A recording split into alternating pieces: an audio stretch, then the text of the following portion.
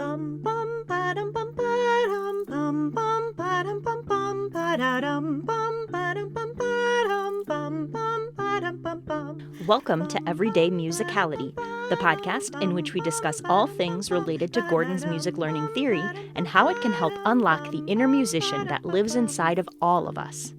I'm your host, Heather Shouldice, music educator and faculty member for the Gordon Institute for Music Learning. In this episode, I reflect a bit about recent events and share some thoughts on what we can do as music educators and MLT practitioners.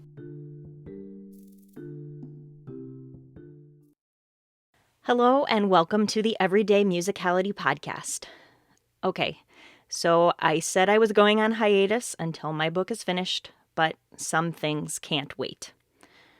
I know I'm not the only one feeling frustrated by what is going on in our country right now.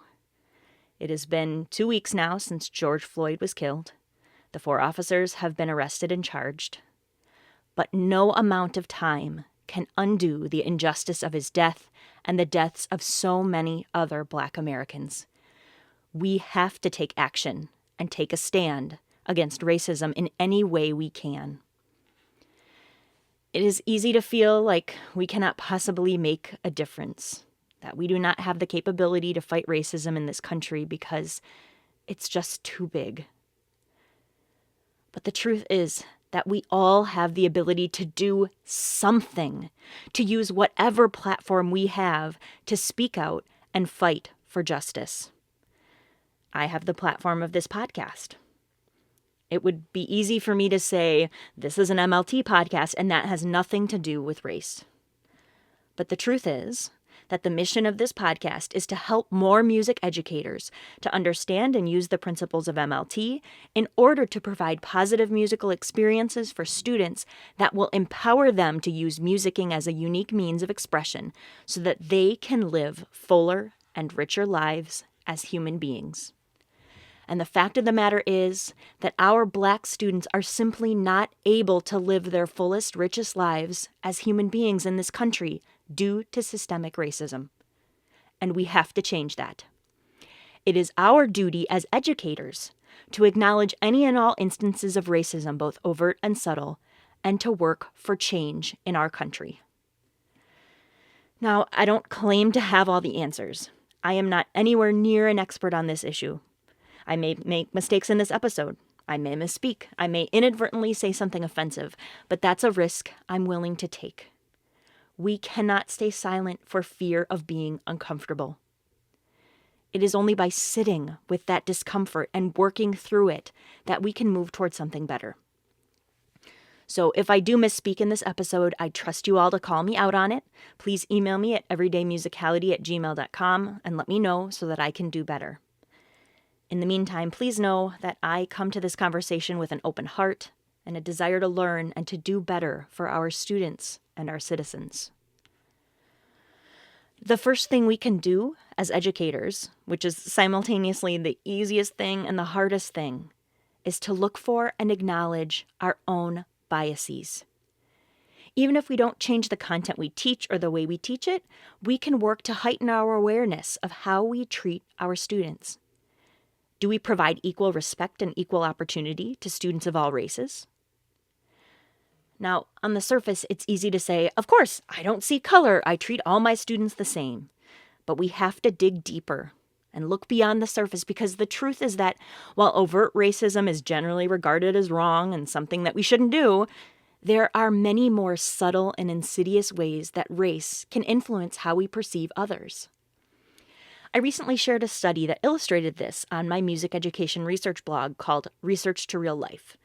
In this blog, I summarize findings of recent research studies that are relevant for music teachers. And last week, I shared a study called 2 Strikes, Race and the Disciplining of Young Students. This was not a music education-specific study, but it is definitely one that is pertinent to all educators. So in this online study, the participants were K-12 teachers across the U.S. who were asked to read a behavior record for a middle school student and to pretend they were the student's teacher. The record described 2 behavior infractions, one for insubordination and one for class disturbance. After the participants read about each of the students' behavior infractions, the teachers were asked to rate 4 things: how severe they felt the student's misbehavior was, the extent to which the student's behavior would hinder them from maintaining order in their classroom, how irritated they would feel by the student, and how severely the student should be disciplined. Finally, they were asked to rate the likelihood that they would label the student a troublemaker and the likelihood that the student would be suspended at some point in the future. But here's the catch. Some of the teachers who participated in that study were given a version of the student record in which the student had a stereotypically white name, either Greg or Jake. Other teachers were given a version in which the student had a stereotypically black name, Darnell or Deshawn. Each teacher who participated in the study received the exact same behavior record. The only difference was the student's name. The researchers found that the teachers who pictured a black student perceived the student's behavior more harshly and felt the punishment should be more severe than those who pictured a white student. They were also more likely to label the black student a troublemaker and to predict they would eventually be suspended. In the words of the study's authors, quote, "What we have shown here is that racial disparities in discipline can occur even when black and white students behave in the same manner. We have shown experimentally for the first time that teacher responses can contribute to racial disparities in discipline." End quote. I'll link to my post summarizing the study in the show notes, but let that sink in for a moment. The teachers read the exact same descriptions of misbehavior, but they reacted more severely when they thought the student was black. And this study was published in 2019. In fact, just this year, in 2020, one of the same researchers co-authored a study showing a similar trend among school principals. Now, I would bet that none of those teachers or principals would have said that they were racist. I'm guessing they were not bad people. But the data doesn't lie. This is a perfect example of implicit bias. Implicit biases are those attitudes and stereotypes that influence how we think and what we do in an unconscious way. Implicit bias can be present even if we say or consciously think the opposite. It's just such a deep part of our subconscious that we don't even realize it's there. So even if we think we treat all people equally, it's likely that we hold some implicit biases. I'm going to link in the show notes to a few websites about implicit bias, as well as to the Harvard Implicit Bias Test website, where you can take implicit bias tests related to a variety of characteristics in addition to race, like gender or LGBTQ bias. So the first thing we can do as educators is to look at how we perceive students of different races. Now, I said earlier that this is simultaneously the easiest and the hardest thing we can do. It's the easiest because it doesn't require that we change our curriculum or our teaching practices, but it's also the hardest because implicit bias is sneaky. We have to work to see it. We have to constantly examine our thoughts, and when we notice a thought that's biased, we have to name it. To not push it away for fear of feeling like we're a bad person. We're not, but we have to see it, to name it, and to vow to put in the work to change our own thinking. Next, let's look specifically at music education. What can we, as MLT practitioners, do to help eradicate racism and provide opportunities for students of all races and ethnicities to have positive, fulfilling experiences in our classrooms? As practitioners of MLT, we can teach using an audiation-focused approach in ways that are meaningful and relevant to students. This includes critically examining the repertoire we teach, the musical practices represented in our classrooms, and the people who are represented. Do we teach only Eurocentric Western classical music? Or do we also incorporate diverse musics, including pop, R&B, and music from a variety of cultures? One of the beautiful things about MLT, in my mind, is that it's not about the specific repertoire you teach. It's about the ways that human beings learn to process musical sounds and the sequential ways in which we become capable, independent music makers, starting with exposure to music and learning to make music by ear. That's really what music learning theory is.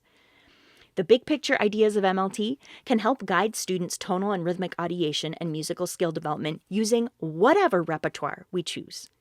And we should be looking at the students we teach and choosing repertoire that is relevant to them, that they can connect with, that they see themselves represented in.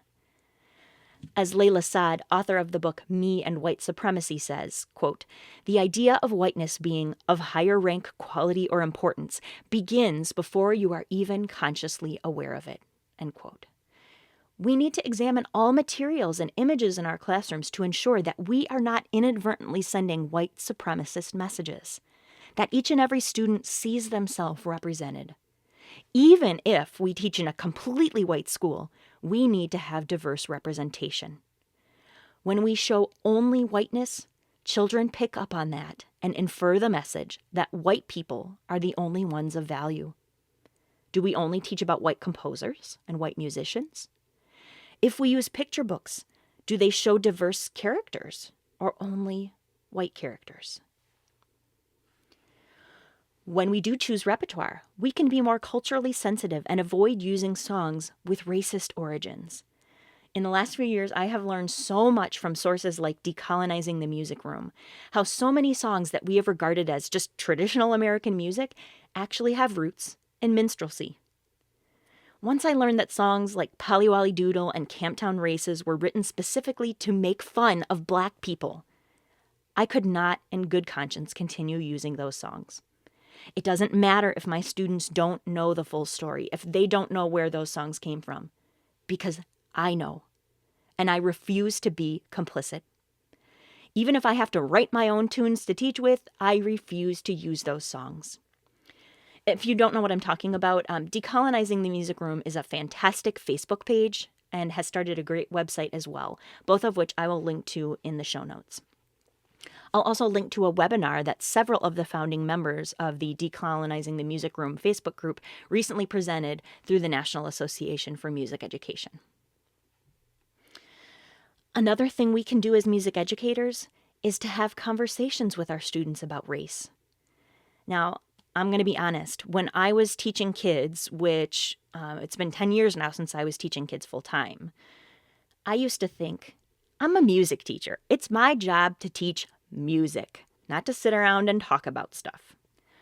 Now, while I still think that my unique role as a music educator is to equip students with the audiation and musicianship skills that will enable them to be independent musicians, I now realize that doesn't have to be the only goal. I also want to help students become caring, informed citizens. And that can start happening in small ways. We can have conversations about race, about treating people fairly and justly, about the potential that lies in every one of them and how every one of them deserves a future in which they can live to their fullest potential. With students and with children in our own families, we can talk about things like protesting. I just discovered a Facebook page called Woke Kindergarten that shares all kinds of information and ways of talking to kids about these issues. The person who puts out the content is an educator. Their name is Akia Gross. They hold multiple degrees in developmental psychology, education, and child development. It looks like the page is new, as is their website, wokekindergarten.org, but there is already so much valuable content there. For example, if you go to their website, you'll see a little introduction video on the homepage in which Akia introduces themselves and talks about their pronouns in a child-friendly way. It is really fantastic. I've already learned so much about how to talk to my 4-year-old regarding these important topics, so I highly encourage you to follow that page on Facebook or check out the website. As music educators, we can start by talking about some of these concepts with our students.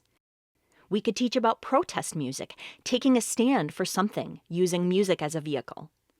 It's not necessarily school appropriate, but one of the most powerful protest songs I've heard recently is called Hell You Tombout by Janelle Monáe.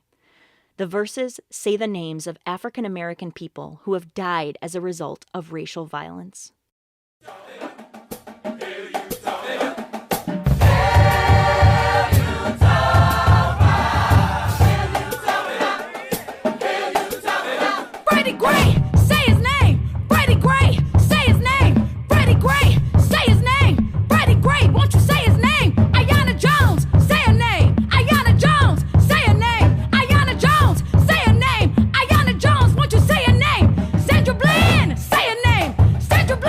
Say a name.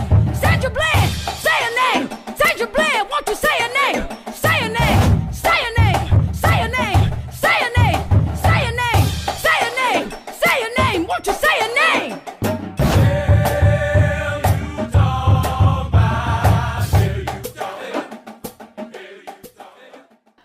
I'll add a link in the show notes so you can listen to that song in its entirety.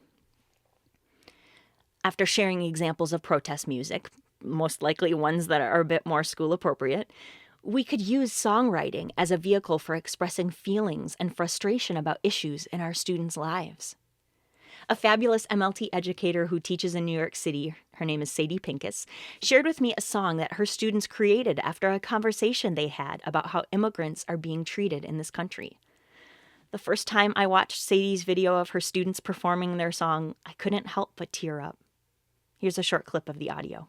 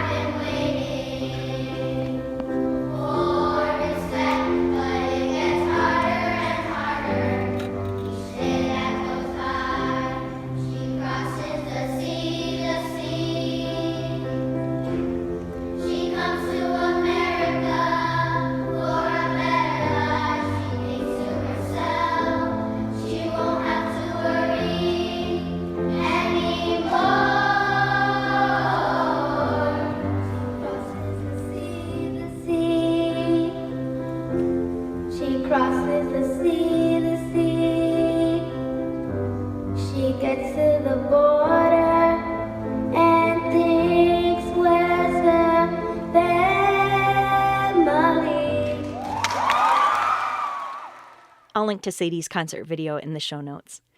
In this sort of project, musicianship truly becomes the vehicle for expression. The audiation and the musical skills that we work to help students develop serve a larger purpose. Audiation and musical skills become the students' tools in their musical toolbox, equipping them to use music as an expressive medium and let their voices be heard. So, this episode is only the beginning of a conversation that will continue.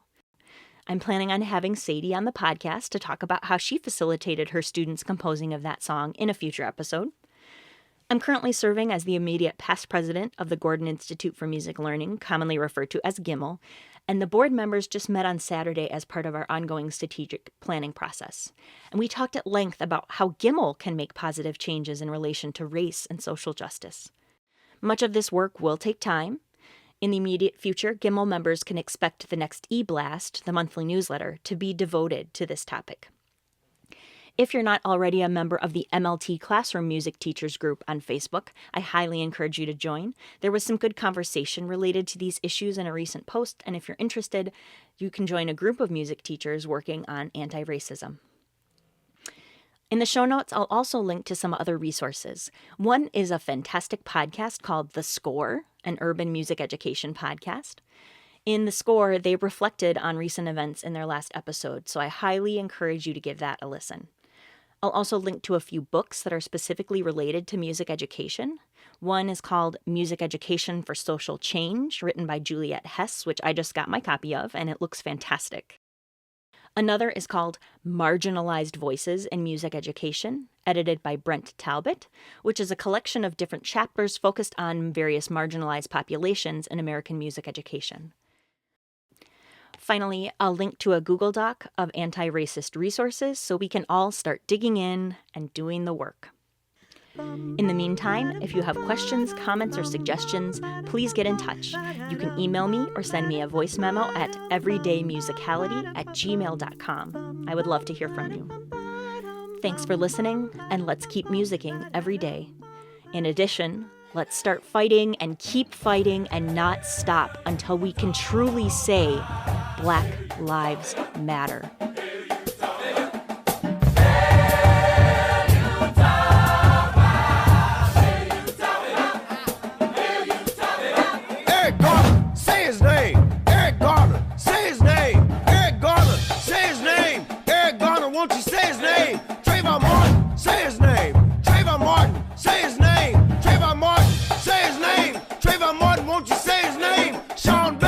Say